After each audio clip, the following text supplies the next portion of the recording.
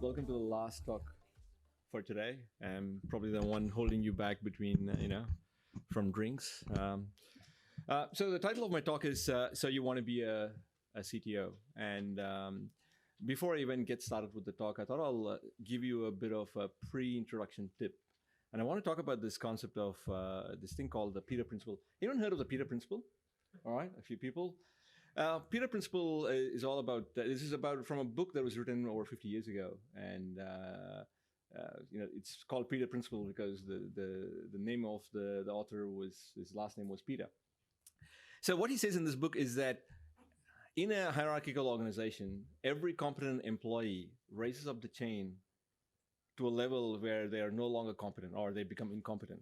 Yeah, so you take the example of a software developer. You sign up.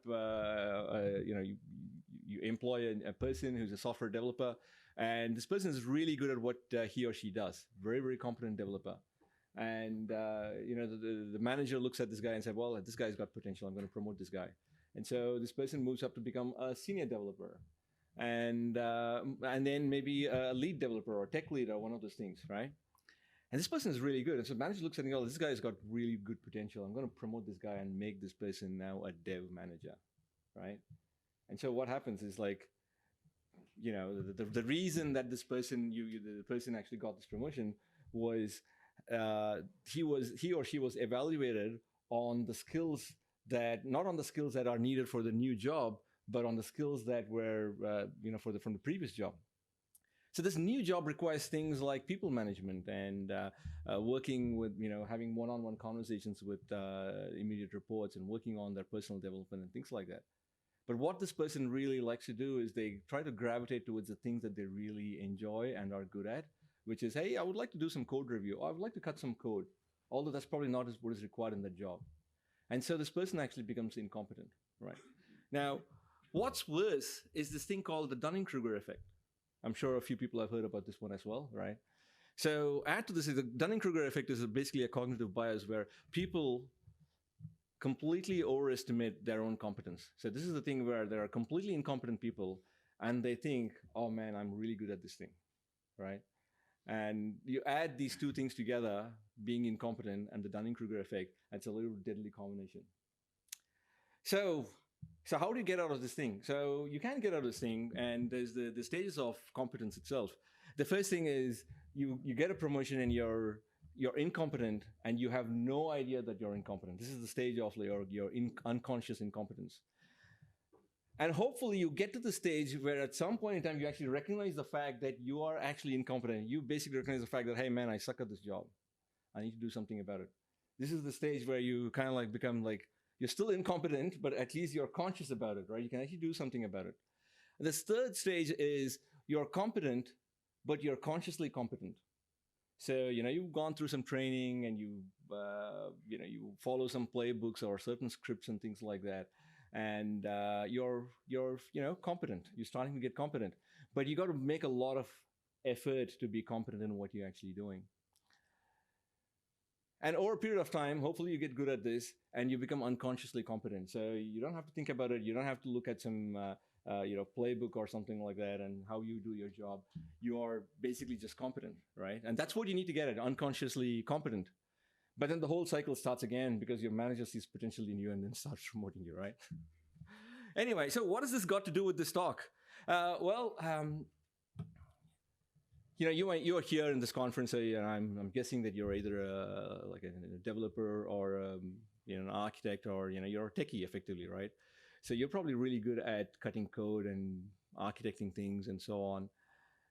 Those are really good skills to have. But when you move up the chain and you want to become a chief technology officer or a CTO, some of those skills are going to be useful, but there's a whole bunch of new skills that you need to learn. And hopefully one of the things that I'll be talking about a bunch of things that I have actually learned from my own experience in skills that you need to develop. I'll talk about them and hopefully it'll be helpful for you. So it's not that after listening to this talk, you go in on Monday and you got all the skills necessary to become a CTO, but it'll actually set you hopefully in the right direction, right? So let me give a bit of an introduction. My name is Mahesh Krishnan. I started my career as a developer, and I've had several leadership roles in technology, including that of a CTO. And I currently work for an energy company in Melbourne. It's called AGL Energy. Probably a lot of people know about it because we sell energy across Australia. My Twitter handle is Mahesh Krishnan. You can tweet about it, and that'll boost my vanity a little bit. Or you can actually send me an email with questions, right? Mail at mahesh.sh, and I'll be more than happy to reply to your email. So what is a CTO? Well, I mean, of course, the CTO stands for Chief Technology Officer. Some people call it Chief Technical Officer. It's pretty much the same thing. And if you look at the job description for a CTO that's come out, you go to seek.com and look at the job description. No two CTO job descriptions are the same. Every organization has its own definition of a CTO. And then you start to look at the size of the company and what they do. If you're looking at a small startup company, then there are different things that they look in a CTO. And if you're looking at a large enterprise, then a CTO, they're looking for something completely different. But what I've kind of done is I've kind of like distilled all these things together, and I've identified 4 key characteristics that a CTO really needs. I call these 4 bubbles, right? And I'll talk about them one by one. The first one is delivery experience. So what people expect from a CTO is that you should have at some point in your career successfully delivered projects or products or programs of work. So they're hoping that you are capable of delivering things. The second thing, of course, is they're expecting you to be really good technically. I mean, this is the T in the technology. That's what the T in CTO stands for, right? So they expect you to know how technology works, how it can be applied, and so on. They also expect management and leadership experience. Once you're a CTO, you got a seat at the table, the exec table, and you need to have good management experience, and you should have led people in the past to be part of that group of execs. And last but not the least, people also expect you to have strategic thinking. So not just focusing on things that you're doing today or what the product does or the company does, thinking about, what are you going to do in the future? And effectively, I can summarize the job of the characters of a CTO, these 4 bubbles put together. Now, depending on the size of the organization itself, the size of these bubbles vary. If you're in a startup, they're probably going to expect that you are really good. They want your strong technical knowledge bubble to be a lot bigger than some of them because that's what they're looking for. Whereas if you go into a large enterprise organization, some of the CTOs, their technical knowledge is a lot smaller, but they do have really good management and leadership experience, and they're probably really good at strategic thinking, and that's what the company's looking for. So, these 4 bubbles is what I'm going to be talking about today. Now, another question that I actually get asked quite frequently is like, where does the CTO sit in when you have a whole bunch of other roles, other CXO roles? Where is the CIO? And you have roles like the chief digital officers popping up and chief design officer and so on and so forth. So what does it all mean? Now, again, there is no right or wrong answer. Every company has their own interpretation of what a CIO is and what a CTO is. But McKinsey did a study, and they looked at the industry itself. And one of the things that they actually noticed is that the chief technology officer has is more external facing, and they focus a lot on the products itself, right? Whereas a CIO, on the other hand, is very internal facing. So, if you have your ERP systems and, CRM systems and things like that to support your staff, a CIO is probably more suited to that. And a lot of organizations, the CIO is more, there are people who come from a financial background who end up becoming a CIO. So they have very little technical knowledge. But, it varies from company to company as well. And of course, you have a whole bunch of other roles. In Australia, we have a lot of head of technology roles. And we also have VP of engineering. It's more like outside Australia, there's a lot of VP positions, right? You have director of technology and VP of technology and VP of engineering and so on and so forth. So it really doesn't matter what the title of the job is. And, you'll find that a lot of things that I'm going to be talking about is going to be relevant in all of these roles itself, right? So any leadership role in technology, the things that I'm going to be talking about is hopefully relevant. All right, so let's start jumping into each and every one of those bubbles, right? The characteristics that I actually spoke about. first and foremost, let me talk about the delivery experience itself. Like I said earlier, when you get to this level, people are going to expect you to have successfully delivered a product or a project, or, multiple projects and programs of work or whatever that may be, hopefully on time as well, right? So for this, there are three critical skills that you need to pick up, three areas of knowledge that you need to pick up, and experience that you need to have. And I put them in those three buckets: people, process, and technology, and tools and technology. So let's start looking at people first. People is all about managing people. So when you get to this role, they're going to expect you to have people leadership skills. And as the organization gets bigger and bigger, typically what happens is you may have led a group of individual contributors, but as you move up the hierarchy, right, you will start leading people who are already people leaders as well. And sometimes the way that you manage these people will be different to the way that you actually manage individual contributors as well. So that the dynamics of that changes. Anyway, talking about leadership skills itself, there is this thing called the Blake and Mouton's leadership grid, and this grid helps you place where your leadership style literally sits in. If you kind of like start to map this thing in a graph where you start putting all the concern on welfare of the staff on the y-axis, and then you start to put the concern for getting things done on the x-axis, right? You can actually start to look at the country club management style, which is effectively like you're this kind of person that, you really don't care about getting things done, but you're really focused on the welfare of the employee. You want to make sure that person is really looked after. And there is a certain school of thoughts that say that hey, this is actually quite good. If you basically focus on the welfare of the employee, the getting things done will actually get it. That'll take care of itself. It doesn't quite work that way. And generally, when you had some big mergers and acquisitions and things like that, and people are going through a really hard time, this kind of leadership style actually works.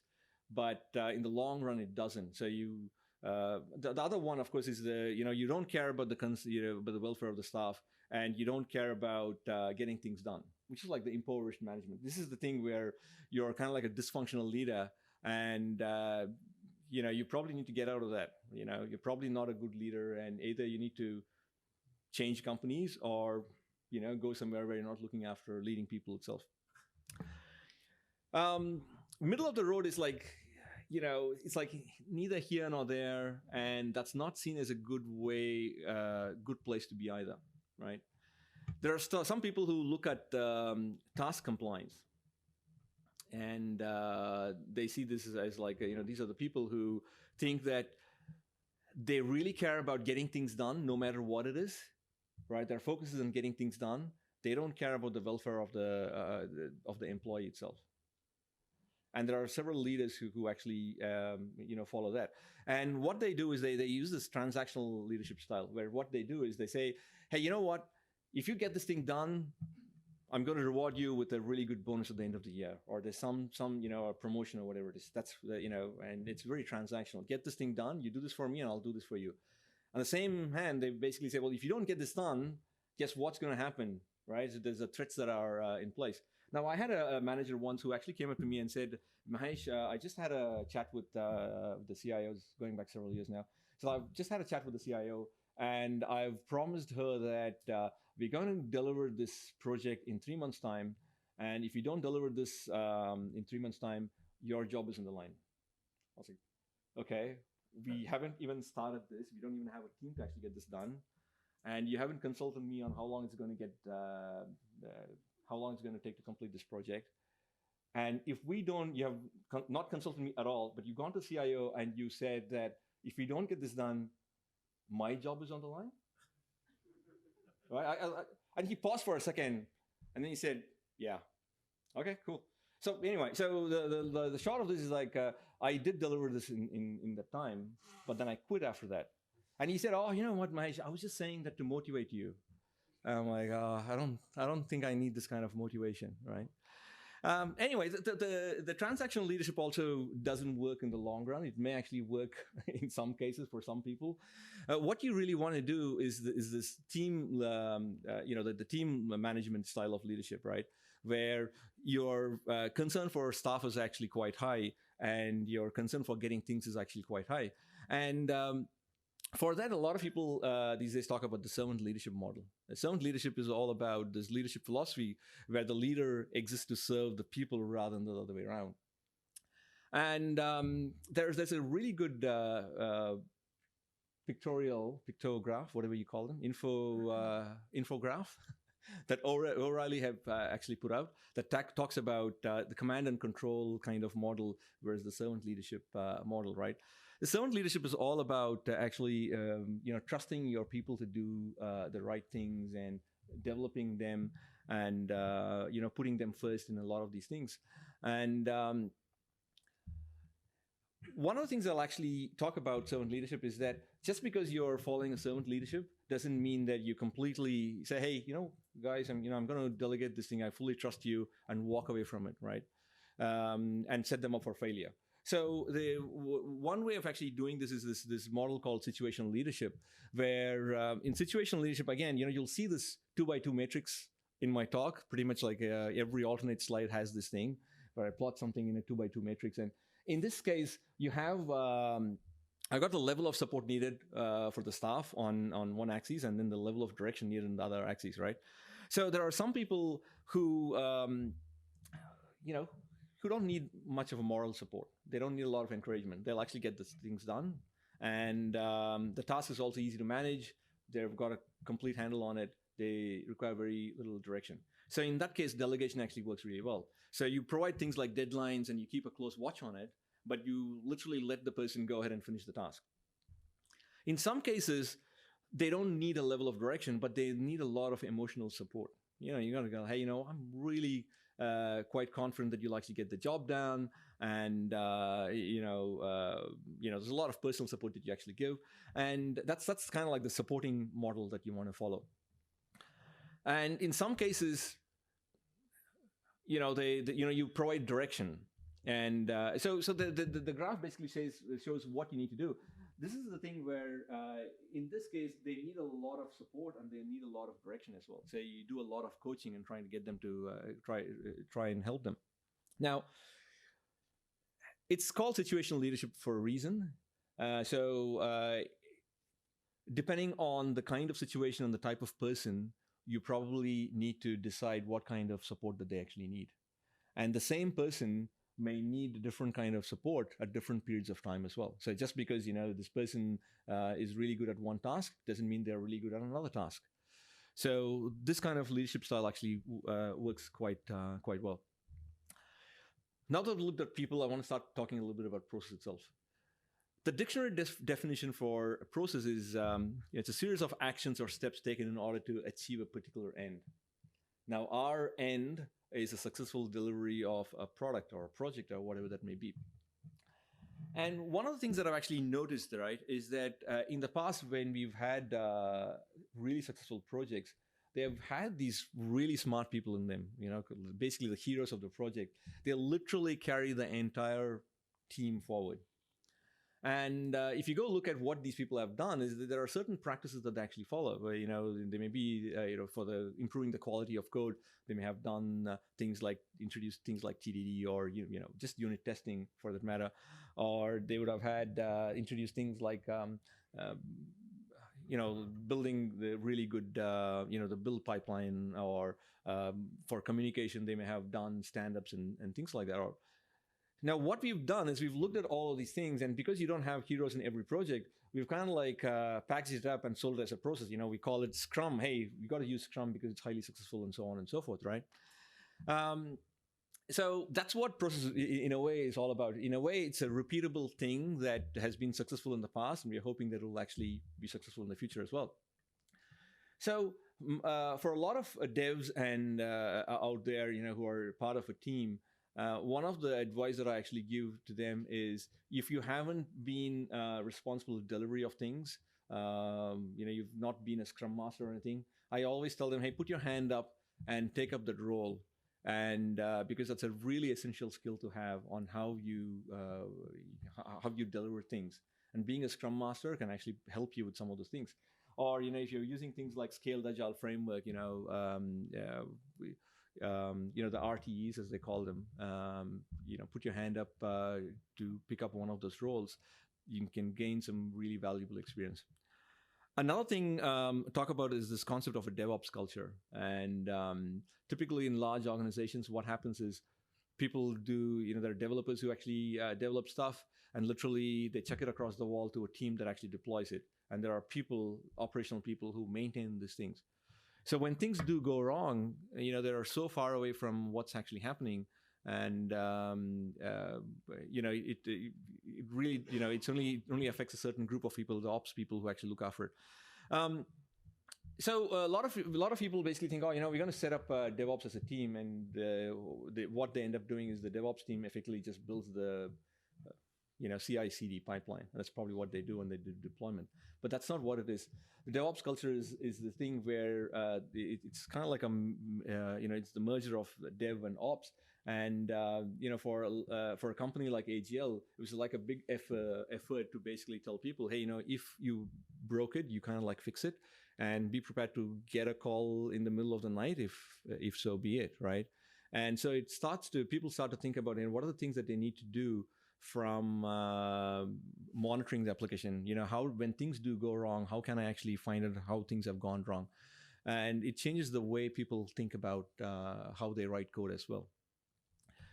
So, and the last one is around good engineering practices. We talk about, this is like basic hygiene in a way, things like writing unit tests in your CI/CD build pipelines, how you do monitoring and logging, and how do you make your application really resilient and self-healing.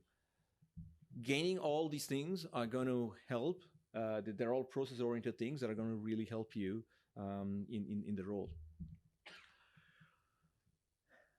The last one is about the tooling itself, right? And I've got a whole bunch of tools on the right of the screen. I'm not saying these are the tools that you need to know about, but what I wanted you to understand is that there are various tools that your team will end up using, right? You'd be using things like, there are testers and there are developers and there are architects and a whole bunch of ops people out there. They all use various tools. And you need to have a good awareness of what are the things that they're actually using for things like collaboration and how they measure metrics and things like that. And it's going to hold you in good stead in the long run. Sorry? I'll try and make it a bit more buzzword, I'll start. Was Docker in there, or Kubernetes? Was blockchain in there? Blazor was missing, I think. Sorry. That's not, I suppose, like it's not, some of these aren't tools per se. Anyway, the second bubble is the strong technical expertise. A CTO is generally expected to be like, the chief architect for the organization itself. And when things do go wrong, from a security perspective, for example, and they want a throat to choke, the CTO's throat is the one that they want to choke, right? So you are kind of like responsible for everything that goes on in the organization. Generally, like this group of people are, fairly technical in nature, and you probably fit in well in this thing. From a technical point of view, you're probably well covered. This is one skill that you probably have. But there are certain things that I want to call out. The first and foremost is that you may no longer be committing code. So if you're a developer and, if I tell you, hey, you're not going to be writing code anymore, you may say, well, shit, I'm really passionate about this thing. And they say, well, I know the startup of like 10 people and, the CTO over there is cutting code. Yes, some companies, the CTO does cut code. And when these companies start to scale up, at that point in time, you as a CTO are probably more valuable in other parts of the business doing other things than sitting and cutting code. So if you're really passionate about cutting code and you don't want to let go of this thing, maybe this role isn't for you, right? So the other thing is around the breadth of knowledge being more important than the depth of knowledge itself. And again, there are always exceptions to the rule. People will say, hey, blockchain, We are doing something in blockchain, and I really, the CTO needs to have a really deep understanding of blockchain technologies, like really complex, whatever it may be. Yeah, okay. Sure, IoT devices and things like that. Maybe you need to have like a bit of a hardware bent and so on. But in a way, breadth of knowledge is more important than the depth of one specific area. So if you are a UX developer now and you say, I'm really happy cutting code in Angular and React and so on and so forth, and I don't want to look at anything else, think again. And I hate the concept of full stack developer, because in my opinion, everybody needs to be a full stack developer. So start to think about getting into other areas. Staying technically relevant. Now, this is going to be a challenge, right? So now here's the thing: you're now a CTO, and you're no longer cutting code. Well, at least code that goes into production. And so how do you stay technically relevant, right? And there's all these new technologies that are coming up, right? I got blockchain in there as well. So how do you find out how these things are going to be? What is the thing that's going to be useful for your organization and so on? So. It is a challenge. Some people have a natural ability to pick things up. Going to conferences actually helps, and networking with your peers and trying to find what are the latest and greatest you need to keep abreast of those things. ThoughtWorks does a tech radar, right? That's a really good way of looking at it. I may not necessarily agree with the things that they put on it. You can develop your own tech radar, right? And then see, based on the company's needs and so on, what are the technologies that are relevant for you? And the last thing over here is embracing the business needs, right? So, in a way, in a lot of companies, you may use blockchain again as an example. So you can say, well, I've got blockchain. I'm trying to find a problem to fit in with this thing. Maybe that's not the way you want to go about it, right? So, as a chief technology officer, at least in a product company, you will have a strong say in the direction of the product itself. And so you want to make sure that it actually meets a business need, and not the other way around, where you got a technology and you're saying, well, I can actually use this technology to, come up with a problem that I can actually solve. And the third bubble is around the management and leadership experience itself. Yes? Sorry, I was just actually, in that previous slide, you were talking about, obviously depth, breadth of knowledge. Yeah. One of the things that I was kind of just thinking about, how do you kind of filter, like the catchy words like blockchain and things like that, and actually, focus on the technologies that are relevant to your business. So Yep. You don't go to a conference and go, okay, yeah, we're going to be rewriting everything in Yep. React. Yep. And that's the thing that I was actually talking about, right? So I gave the example of the ThoughtWorks tech radar, right? So that may be relevant for certain people. I think what you need to do is to work out what is going to really work for you, right? Just being buzzword compliant isn't good enough. You got to figure out what's going to work for you. And this is why, the last thing that I actually spoke about is embracing the business needs. It's really important that you make sure that that is actually met. So the third bubble, of course, is the management and leadership experience. I've kind of like broken this into three buckets, right? One is what I call as operating functions. The other one is operating models and the operating rhythm itself. I'll start to look at each and every one of those things. And the more you, as you move up the management hierarchy, there are certain things that you need to learn to do. Finance is probably one of them. If you've got a team to run, someone is probably giving you a budget and say, hey, here's some money. I want you to run the team. So you need to start thinking about things like OPEX and CAPEX and how you actually manage them. And suddenly something happens, right? So there's a big program of work that's actually come up, and someone, the board has approved like $10 million to for the next year. And so how do you actually spend that money? Of course, you've got like $10 million of CAPEX. That money is going to disappear at the end of the year. So if you start to hire a whole bunch of full-time people, what are you going to do at the end of it? Are you going to let them go? Is that your strategy? Maybe that's not a good way of doing it, right? What if you actually hired contingent workers, you contractors and consultants and so on and so forth, and you hire them up, and at the end of the period they all go, and along with them the IP and the knowledge that you've actually built up is actually gone as well. So how do you balance these things out, right? Those are things that you need to learn. So, and what happens when the $10 million runs out and you still need to maintain the code at the end of the period, right? So you go up to your boss and say, well, hey, yes, I'm happy to take the $10 million capex and do stuff, but I also need some OPEX from the next year, following years, to have a team that will actually start to maintain some of these things. And again, you probably need to work through and figure out the combination of full-time employees and contingent workers that you actually hire, because there'll be some churn within the perm people who leave and so on. At the end of that period, you want to make sure that the knowledge still stays in the company, right? So when I talk about finance itself, you can actually see there's a lot more complexity involved in it. It's just not about managing the budget.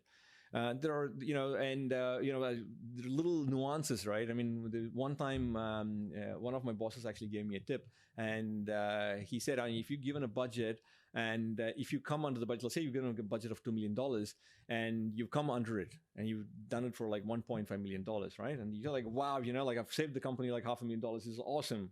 And then you go next year and then you ask for another $2 million. No. You ask, you managed to do it in $1.5 million.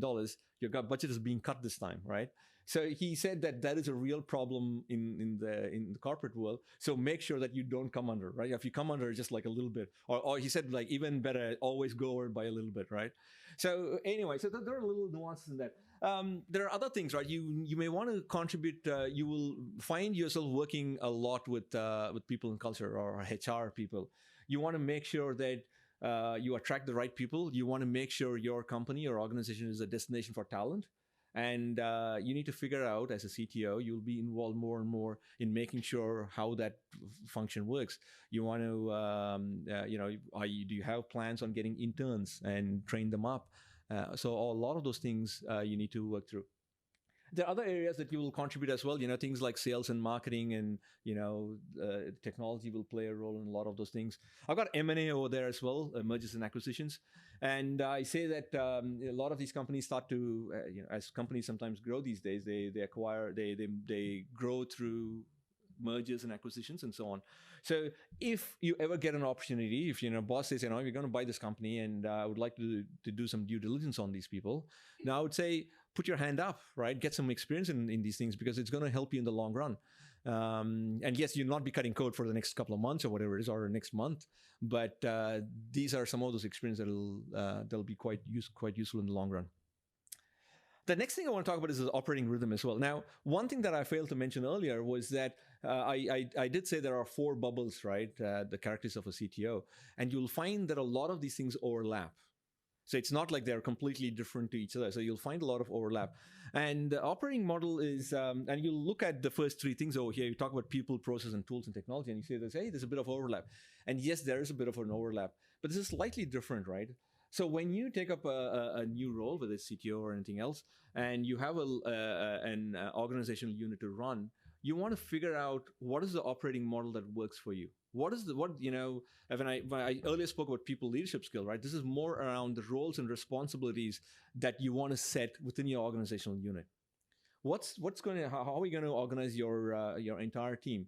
Are you going to put in like a matrix structure? You're going to have like dev managers and QA managers and head of architecture and things like that, or like the matrix or the Spotify model and all those kind of things.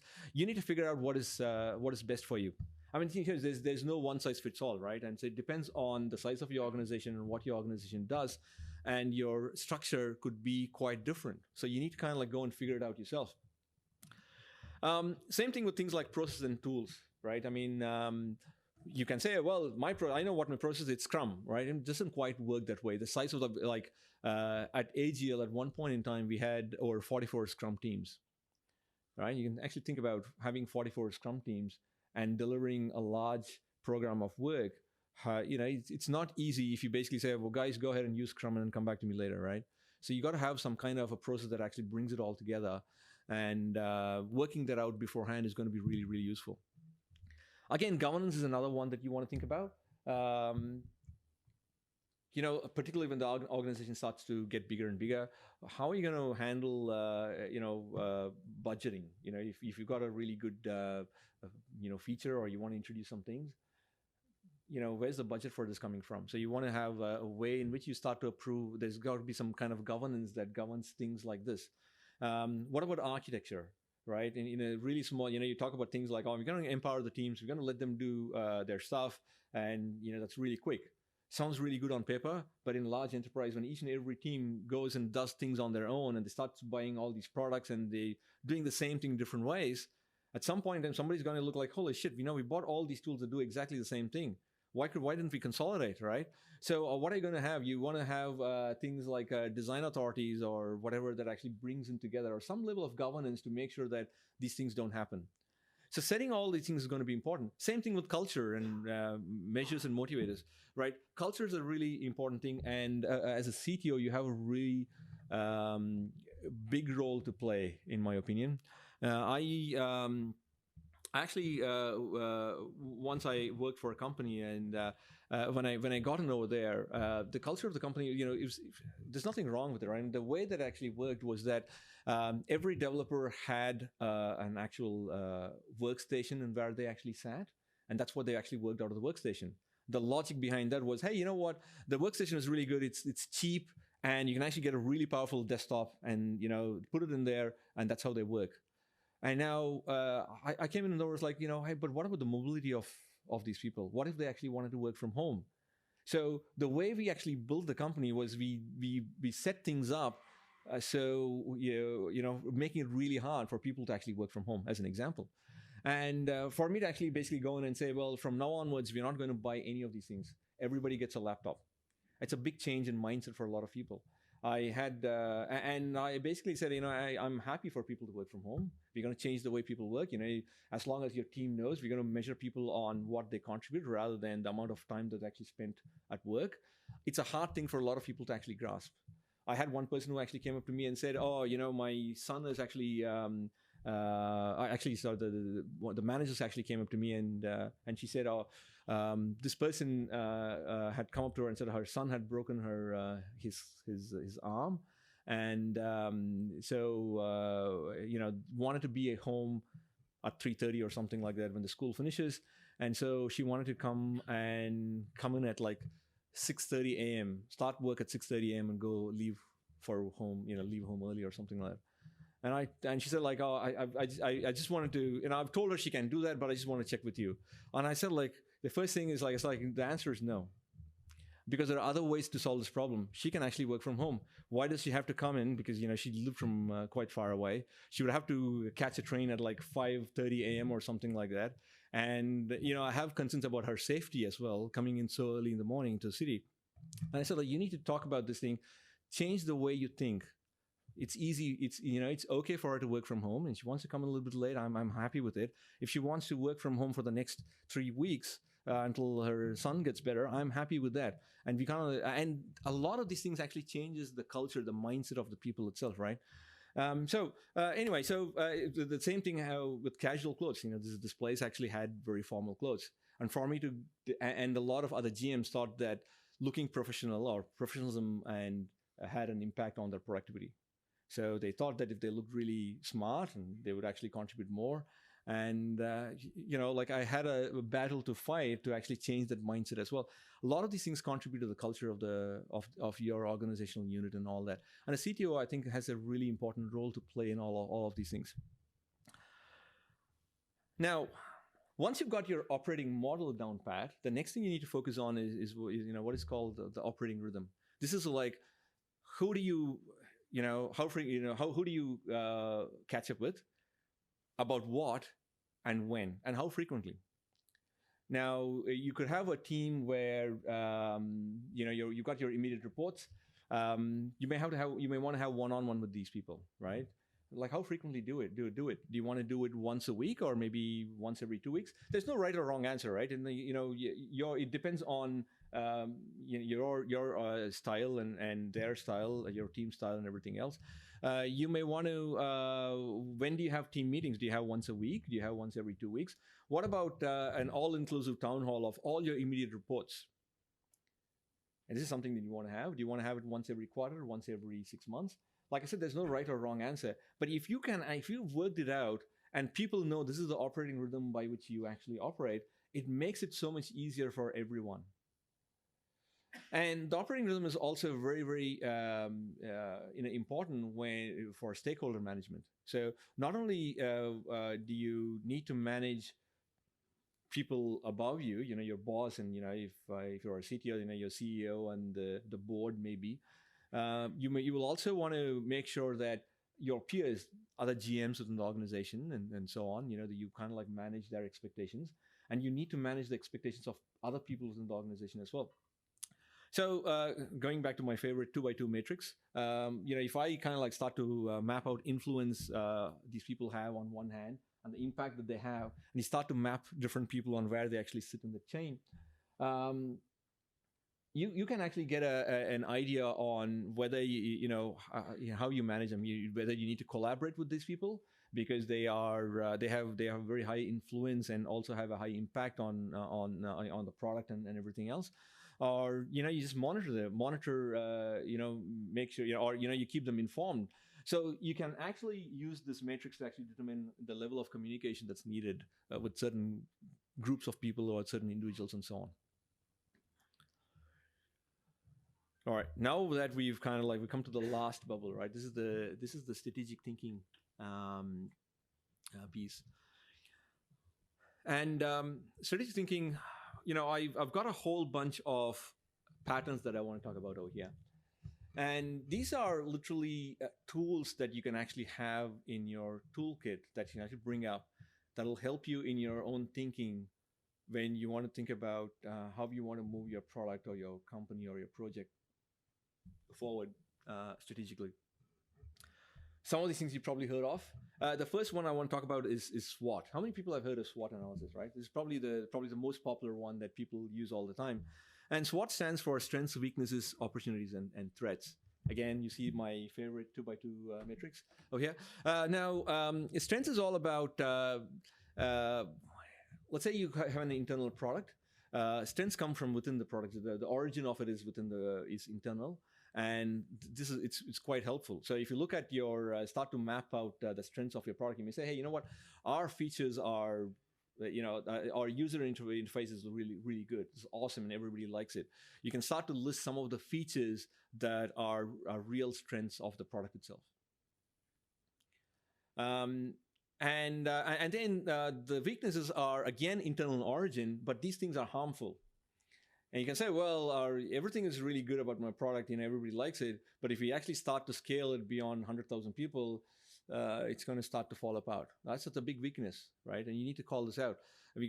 Also, another weakness could be things like, you want to kind of like start to sell this product overseas. However, our product is not even internationalized, or we don't have any internationals in localization in it.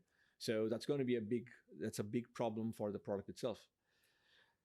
Threats are again harmful, but the source of the origin of this is external. Think of it like, you're selling online things. You got an online store. You got to start thinking, well, hey, Amazon is now is already here, in Australia. So how does things like when these companies come over, how is it going to affect the product, affect the business? What about legislative changes? If we have some legislative changes that are happening, is that going to affect our product? What kind of impact it actually has? Opportunities, on the other hand, are again things that you can have leverage on. These are external in origin, but they're going to be really helpful. Things like I had a friend in a startup in India, and they introduced GST in India, right? They were building an accounting application, and they saw this as an opportunity, right? They actually built all of these things in the right time, and it really took off. I think MYOB probably did the same thing when GST was introduced in Australia, right? So, you start to think about what are the external factors that can be favorable to you, what is going to be helpful. Now, if you actually start to put all these things together, that will help you in determining where you want to focus your efforts and so on. So it's going to help with your strategic thinking. Now, Pestle is another list that you can actually prepare. And this is kind of like we talk about SWOTs in terms of strengths, weaknesses, and threats, and so on. Pestle, again, it stands for political, economic, social, technological, environmental, and legal. So you kind of like start to look at your product itself and say, hey, from a political point of view, what are the things that will actually affect the direction of the company, the direction of the product, and everything else. Things like change in government. If there's a change in government, is it going to affect me? I mean, you think about AGL as an energy company, and we take a lot of flack from the government. What happens when the government changes? Is it going to be better? Are we going to be better off? Are we going to be worse off? And I'm sure my bosses are probably thinking about those things, right? What about things like political instability and political, foreign trade policies? A lot of these things are all political, and they could have an impact on your product and so on. Economic is a good one. What happens when the interest rate goes up or goes down? What about exchange rate? I used to do consulting for a company in Melbourne, and they did a lot of selling overseas. And when the dollar dropped and the Aussie dollar dropped, their revenues went up dramatically, because the Aussie dollar at that point in time actually dropped a fair bit, right? Because they're selling in US dollars and they're making more money when it got converted into Aussie dollars. Now the reverse also holds true, right? So if, let's say, you're importing like some kind of IoT device from China, and your dollar drops, and now you're paying more for it, and that has an impact on the profit that you actually make and all that kind of stuff. So you need to kind of like decide on what the economic factors, how favorable they are going to be for your product, and you need to kind of like strategize on that. Another one is social, right? What about the demographics of the population? What kind of demography you want to target with your product, and what about the cultural sensitivities? Let's say you're going to sell your product in Asia or India and so on. Is there anything that's actually going to stop you from selling it because of the culture of that country and everything else?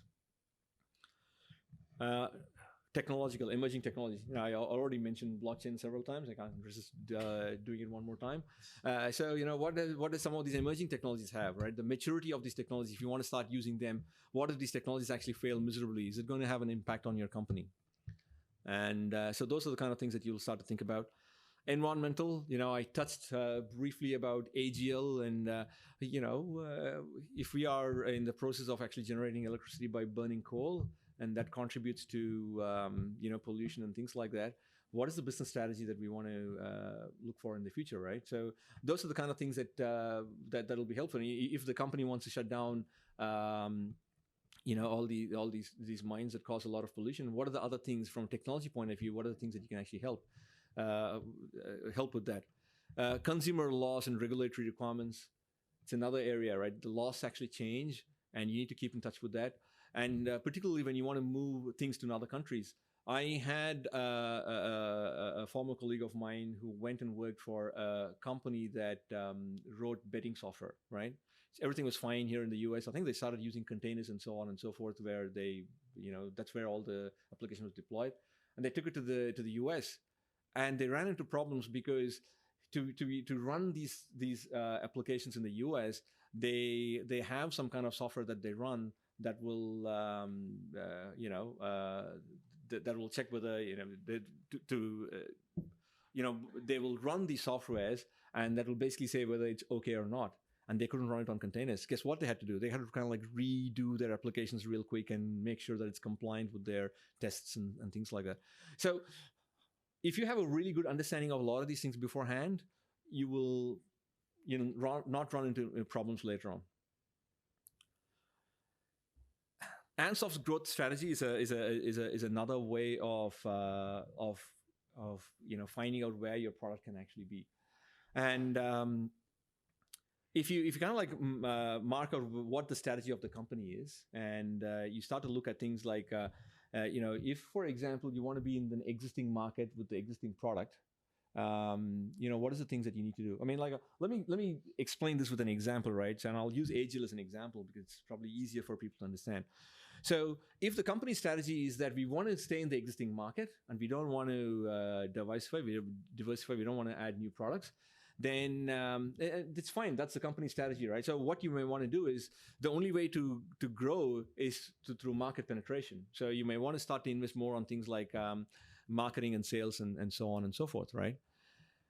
But if we basically decide to introduce new products within the same market. So, for example, in Asia, they say, "Oh, we want to start to sell broadband and mobile phones. We want to get into telco market, along with energy. We want to do that." Then you need to make sure that that's the company strategy. Then you need to make sure the technology will start to support some of these things. What if AGL wanted to start selling their product in Singapore, right? So they got the existing product, which is like basically selling energy and electricity and gas, and they want to start selling it in Singapore or somewhere in Asia. You need to start thinking from a technological point of view. Hey, how am I going to support these things? I've got to start making sure that my application is now internationalized and supports localizing and all those kind of things. So what about diversification? What if AGL basically decides to, we want to start making solar panels and sell it in the US? It's a completely different business, right?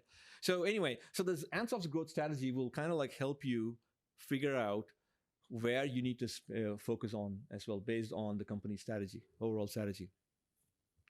Another one is this thing called BCG Growth Share Matrix. BC stands for Boston Consulting Group, and for a long time they talk about if you have various products within the market, and they kind of like, again, my favorite 2x2 matrix, where you start to put the market share on one axis, and then you start to put your market growth on the other, and see where your product really sits in, right? And for products that have very low growth and have very low market share, they call them dogs, right? And the cash cows are the ones where you have a really high market share, but that market isn't going to grow. Your stars are the ones where you have a really high market share and the market is going to grow even more, right? So this is the area where your product really should be. But once you actually put all your products in these things, right, and you put them as bubbles, then you can start to look at like, hey, hang on a second, right? Do I need to move my product from being a dog into like a, or if it's a cash cow right now, do I need to move it into some other quadrant or whatever it is, right? So you can start to see where your investments can actually go. Now, keep in mind that market share doesn't necessarily mean how much profit you're making, right? So you could still be having a really low market share and your market growth is also really poor. But if you're making a lot of money on it, then you may want to continue investing on it, right? And similarly, you may want to start to milk your cash cow as much as you want to before you move out of that. So, but anyway, so this is another thing that will actually help you come up with the right strategies and things like that. Now, one of the things I want to talk about, right? So we talk about all these strategies and so on and so forth. Now, there are companies out there like McKinsey and Boston Consulting Group and so on. What they do is they specialize in helping companies come up with with strategy and so on. So a lot of things that I actually talk about, right, these patterns and so on, is they have these in their toolkits. They basically bring them out depending on the company and so on, and then say, hey, have you considered this? And look, this is the Porter's 5 Forces model, and let's see how that actually works, right? So Porter's 5 Forces is another interesting one where it kind of like lets you analyze, where you analyze, the forces that are actually acting that will have an impact on your company and your product and everything else. So there's always this threat of new entrants, right? So you always have this existing competitor, right? So you have a bunch of competitors and you have an existing rivalry that currently exists. But what happens with the threat of new entrants? Think of, Amazon, like I gave this example of you've got an online store and Amazon is coming into Australia. You have new entrants coming in that could have a massive impact on your company, the product that you've got and everything else. So you need to start thinking about now, if the barrier of entry is quite high, the cost of actually getting into the industry is quite high, then it's a good thing for you, right? And if we are thinking of selling things like broadband, maybe the barrier of entry now is much lower, then you may start to think about, hey, for other people to enter the market is actually not a big deal. You may want to strategize on whether you want to enter or not, right? So those are the kind of things that you think about. Threat of substitutes. What if people don't want to use your product? Or the kind of product that you use. I mean, the very good example is Blockbuster was Netflix, right? So you had your bricks and mortar store where you'd go in and rent DVDs and so on. Completely, Netflix changed the way that works. They've gone into another way of consuming the same content, and they do it online now. And that they completely put Blockbuster out of business. And you start thinking about things like cell phones and landlines, right? So landlines, and people don't want to use landlines anymore because there's another alternative for them. So what happens is threat of subsidy, something else comes in that completely replaces that kind of technology. So buyer bargaining power, do the buyer have a lot of bargaining power that dictates how you operate? If I have the power to actually switch, let's say energy is another good example, if I can actually switch over to someone else with ease, so the buyer has a lot more bargaining power, and we need to make sure that we keep the customer happy. The same thing with supplier bargaining power. If we are now dependent on certain suppliers, and if they have complete control over your product roadmap and things like that, that's probably not a good thing. So you kind of like put all these things together to try and figure out what the strategy moving forward is. Now, the last thing that I want to talk about is about roadmaps. And I just realized that I had the numbering on these things wrong, but it's okay. So this is for one of the things is things that I've been talking about primarily in terms of strategy and things like that. It's focused on some of the smaller companies where you're building products and so on. When you start to think about large enterprises and so on, there are other things that you need to do in terms of strategizing and roadmap and so on. One of the things that we do in large companies is we kind of like first we figure out what the business capability model is, which is effectively we say, hey, this is what the business actually does. Let's say we are in the retail business. We need to do a bunch of things. We need to make sure that as we are selling things, inventory management is a really important thing, right? Customer, we need things like CRM and things like customer management and holding on to the records is an important thing. So each and everything, you kind of like end up mapping that into a business capability. Once you've done that into business capability, the second thing that you do is you look at the maturity of that itself. So is the business mature enough? So these are the capabilities that the business needs, but where is the maturity in it? Some of these things, like, this is a business that actually is highly reliant on customer base and looking at it. But guess what? We are storing all our customers in a spreadsheet, right? So it's not very mature. So that could be a red box in that, right? So once you kind of like identify that, that'll help you define where are the investment that needs to go in. That could actually drive the investments that are going in. And you can actually start to work out things like your current state architecture that'll help. The current state architecture is basically the current business capability model, and that's what it actually supports. But if you've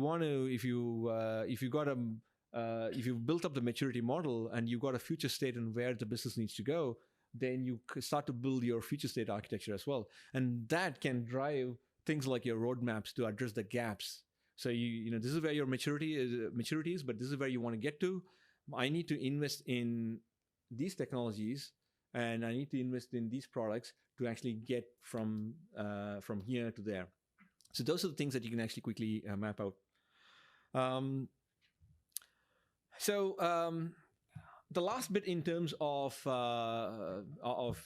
strategic thinking is this innovation mindset, right? One of the things that AGL has done really well is they've promoted a lot of things like design thinking and human-centered design thinking to people. So we've run a lot of training for people to kind of like get that way of thinking. And that's kind of like helped in coming up with doing more innovation, literally. And of course, we do run hackathons as well. So a lot of companies do run hackathons. They do it again. They've got an operating rhythm, right? So they run it like maybe once every 6 months and so on. And hackathons also help in promoting innovation within the organization. There was one company that I used to consult for, and they started running hackathon. And the CTO of the company actually told me that since they started running hackathons, there were some really good ideas that came out of it, that they had to drop some of the existing planned features because these ideas were so much better than that. And so they were starting to drive value for these customers based on that. So that's a really good thing, right? So we also do, we use Scaled Agile framework at AGL. So as part of this, every quarter, we do have an innovation sprint where the devs, or the team, I should say, can do something innovative, right? So that's another way of actually promoting an innovation mindset. So how often did you say you've done? Every quarter? Every quarter.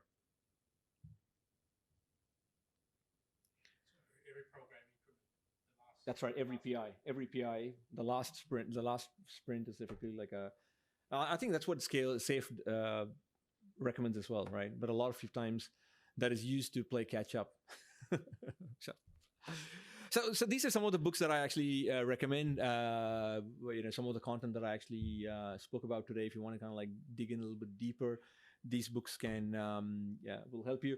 I will actually tweet these slides, so you don't have to look at happy for you to take photos and tweet it again and so on. But I will publish them, so you don't have to write them down or take pictures. Basically, I want to finish up with this tip, right? I'm not sure how many of you have any of you read this book called Outliers, right? A couple of hands going up. A book called Outliers by Malcolm Gladwell. One of the things he actually talks about, and you probably heard this theory, is that to become an expert at something, you need to spend about 10,000 hours. So if you're if you want a good violin player and you're playing in concerts and things like that, you probably did about 10,000 hours of practice to get to where you are. Yeah. So they talks about a whole bunch of other things, right? But I think that the gist of that is like that's one of the things actually talks about, right? Now, there are a lot of other people who actually said, "Oh, no, that's not actually entirely true." And there's this thing called deliberate practice, and so look it up if you can. And deliberate practice is all about basically identifying a specific activity, and you kind of like repeat it with feedback loops. So you kind of like try and learn this, and then say, "Hey, how well have I actually done this thing?" And you take the feedback from that, and you kind of like try to improve again. You kind of like keep pushing the limits on this. And the theory is that if engaging in deliberate practice will actually get you to be an expert at something a lot quicker. All right. So what I'm trying to say is that I spoke about a lot of skills that you can actually pick up on your way to becoming a CTO one day. And, with a lot of deliberate practice, some of these things don't have to be like a lifelong experience to actually pick up those skills as well. So with that message, I think I just ran over the 1 hour as well. I want to call it a wrap. I'm happy to take questions, but thank you for coming. And make sure that you put in your feedback at the end of the session as well. And green is the color.